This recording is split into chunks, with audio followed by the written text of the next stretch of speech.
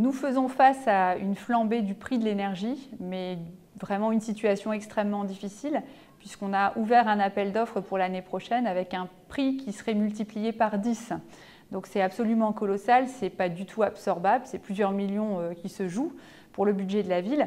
Et je dis souvent aux personnes, si elles veulent se rendre compte de ce que ça peut faire, vous prenez votre propre facture mensuelle et vous vous dites que le mois prochain, vous rajoutez un zéro et que c'est tous les mois comme ça. Vous ne pouvez pas payer. La ville, c'est pareil, elle n'est pas en capacité de payer à ces montants-là.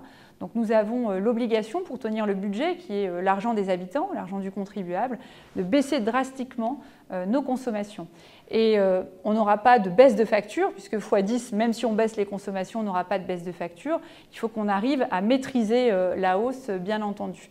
Alors c'est un plan qui a démarré au mois de septembre avec d'abord les bâtiments que nous avons arrêté d'illuminer, mais c'est aussi les expérimentations sur l'éclairage public en zone d'activité et dans les quartiers, en faisant attention évidemment aux questions de sécurité, aux remontées d'informations et aux dépôts de plaintes pour être très vigilants sur la sécurité des personnes.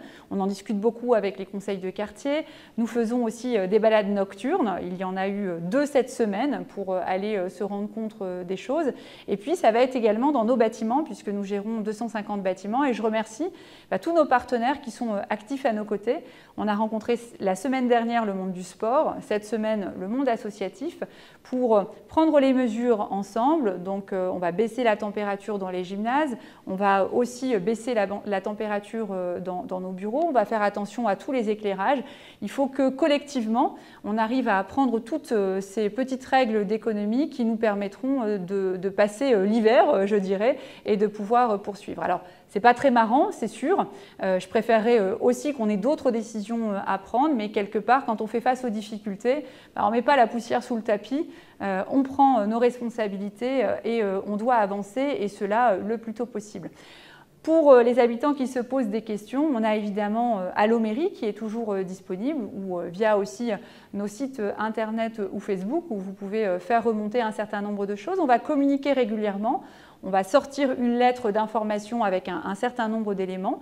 Et puis, il y aura des consultations de la population. Une première s'est enclenchée sur la question des illuminations de Noël, parce qu'il faut aussi se préserver des moments conviviaux où on se retrouve en famille, où on se retrouve entre proches ou avec ses amis également. Et donc, on pose la question aux Saint-Quentinois, est-ce que vous souhaitez ou pas que l'on poursuive les illuminations ?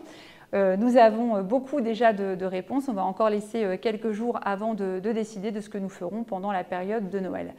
Moi, je crois qu'on peut y arriver. Par contre, ce sera tous ensemble et avec de la compréhension, parce que évidemment, les mesures que l'on prend sont très inhabituelles et elles peuvent être un petit peu bouleversantes dans le quotidien. On va faire ensemble de passer ce mauvais moment du mieux que l'on peut, comme on l'a fait pendant la période du Covid.